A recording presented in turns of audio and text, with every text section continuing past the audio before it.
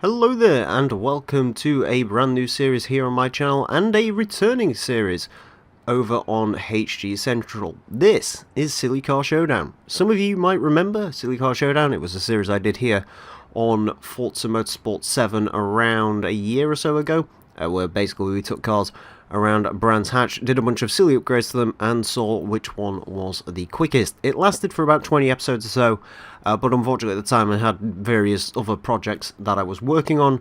But, well, this year, there isn't so much to work on. In fact, I'm quite ahead of myself as far as schedules go, so I figured we would begin filming the second round of Silly Car Showdown, which is going to be taking place here on Forza Horizon 4.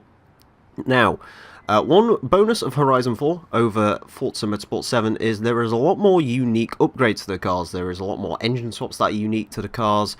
There's a lot more sort of you can do customization wise, which is very nice. But there are a few new rules. Now, in the previous series, of course, rules were very simple. The cars had to stick with their standard drivetrain, and that was the real only rule with it. And, well, they had to be fully upgraded, pretty much. In this series, we're keeping those two rules, however there is a third one to add. The cars, apart from some wide bodies, because some wide bodies do add it, the cars cannot run any Forza aero. No wings. Well, you can have wings from the manufacturer, but they are not allowed to be adjustable wings. This should make things very interesting indeed. And when you see the track and the conditions we're racing in, you'll suddenly realise it's very, very, very interesting indeed. So, of course, to kick off the series, we do need to set a benchmark time around the track that we're going to be using, which is one that I've made, and the car that we're going to be using a benchmark for is, well, a very silly real-life build, the TVR Speed 12. A car so mental, even TVR didn't build it in the end. The test driver took it home one day, and then came back the next day and said, no. So I feel like it is a very adequate car indeed to be the first car to go around the Silly Car Showdown track. Speaking of which, let's head to it. Anyways, here we are at the Silly Car Showdown course here in Edinburgh, and as you can see, I wasn't wrong about the adverse conditions. We are in the middle of winter, and there is a blizzard going on, just to make things that extra a little bit more difficult for the cars. Anyways, they will have 5 laps to set the best time they possibly can. And, yeah, we'll go from there. Anyways, we will go at 2 minutes in the TVR to set the benchmark time for every car that comes after this one. What I will say is, technically, it is more like 4 laps, considering the cars are getting sort of a short start there. I was going to make this a 6-lap challenge, however, 6 laps around this course simply takes way too long. It is about a 3-mile course. It takes about 2 minutes-ish to complete. That's my sort of standard time with it, so yeah. But anyways, as you can see, it is actually a pretty technical course all in all. I've tried to give it as much variety as possible. A lot of the tracks here in Horizon 4, as you'd expect, focus on speed and downforce and so on and so forth. And I kind of wanted to make a course that tries to test the cars in a variety of areas, and I feel like I've done reasonably well with this one. It is essentially a city course with some technical aspects as well as some high-speed aspects. So down here, obviously, the cars can get a lot of speed, but there's this really arsehole corner right here, which you do definitely have to watch out for. There is some speed bits, there's some low speed bits, and ultimately this should test the car in multiple ways, which should, in theory, give us a bit of, well, it'll basically make it so the cars, you know, will have strengths in different areas. It won't just be about who can be the fastest car in a straight line. I love that switchback area there, by the way. I'm usually better than that. I haven't really practiced this track today. So, I guess the TVR's at a small disadvantage in that aspect, but then again, considering it'll be probably one of the less crazy cars we drive around here, maybe disadvantage is what it may slightly need. But yeah, it is actually a pretty fun course. If you do want to go ahead and have a look at it, I believe the blueprints for it. I don't quite know how sort of the sharing of the tracks works, but if you do want to have a go at this track, bollocks, we will do a quick rewind there, which I don't think matters. I think the lap time... I don't know if the lap times get affected by rewinds or not in PvP races, which unfortunately is the way I'm having to do this, because this game, for whatever reason, does not have a rivals mode. I won't get angry about it, but I will be angry about it. So basically, your choices as to running one of these series is either you sit at the back of the track, let the AI overtake you, and then drive, or you do what I'm doing, which is you basically set up a PvP lobby with someone, and then they go ahead and run off. Our volunteer for today is the very generous Azza, who has decided to step in and, well, basically skill farm while we're doing this. But yeah, the AI, the other guys shouldn't affect the cause at all. They basically, I'd tell them to go and find a place to hide, or, you know, do whatever, skill farm. It is a little bit boring for them, and trust me, I do try to make it so...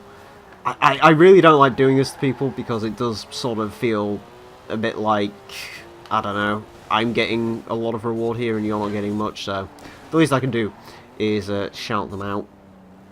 Yeah, you all know Azza if you've been on my channel, and if you're here on HG Central, he's a good dude. He's basically my right-hand guy.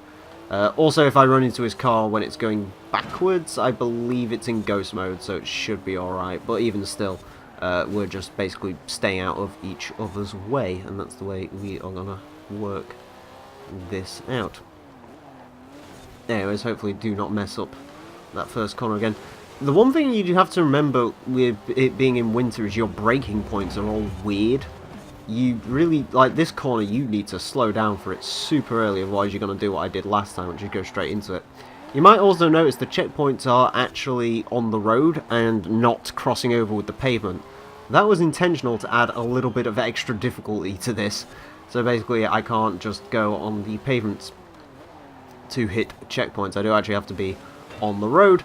Although then again, the pavements, due to the fact they're snowy, I'm assuming they're more slippery, so I don't quite know how much advantage you'd really get by pavement riding particularly, but it is something that is best avoided. But yeah, if you want the blueprint for this, I believe it's called SCS Edinburgh. Of course, you just follow the real Emile on the blueprint thing. Again, I'm not too sure how that works, but I think that's how it works. As far as the TVR goes to drive, I certainly did pick a slippery eel to drive around this for the first time.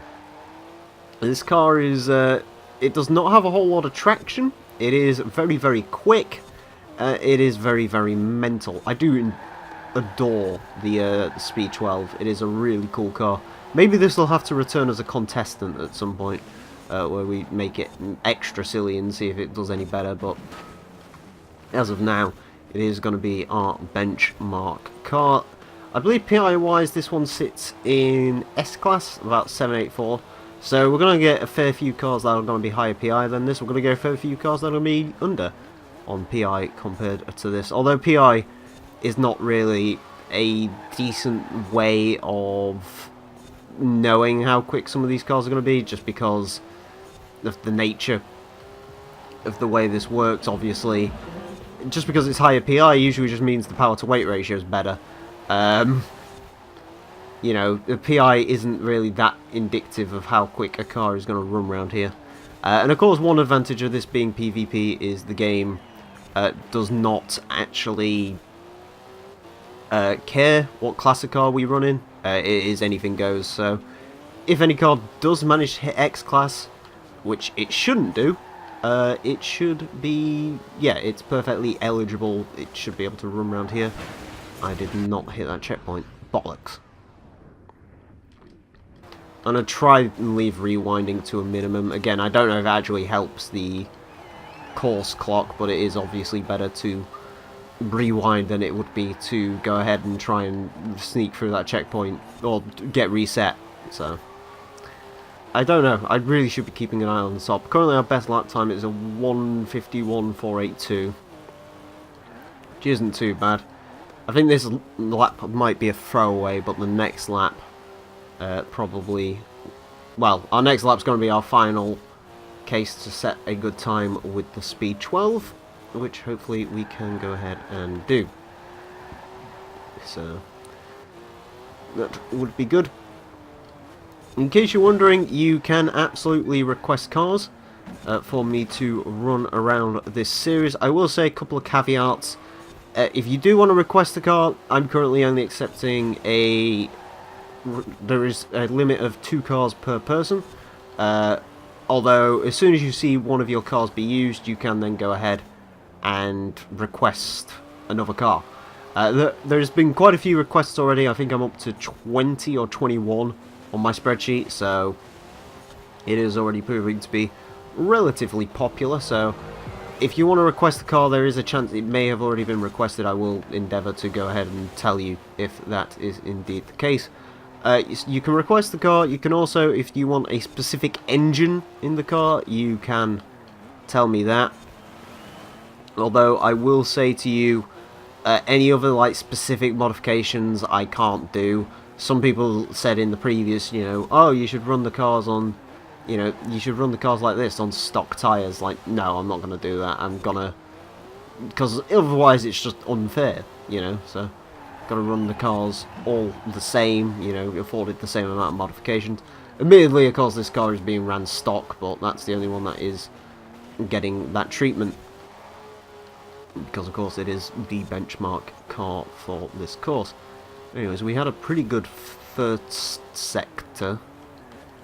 The first sector is the hardest part of the course. The second sector is a hell of a lot easier. Sort of once you come around this corner, things do start becoming a little bit easier. The track starts to open up a little more. You do have to worry about this corner though, because it will really catch you out. Because this is a rear-wheel drive car, it does get its arse out. Of course, four-wheel drive cars probably going to have the major advantage during this series, or at least that's what we're expecting. Maybe there could indeed be some surprises, but as of right now, I'm currently expecting the rear-wheel drive cars, or rear-wheel drive cars to suffer. Front-wheel drive cars, I have no idea.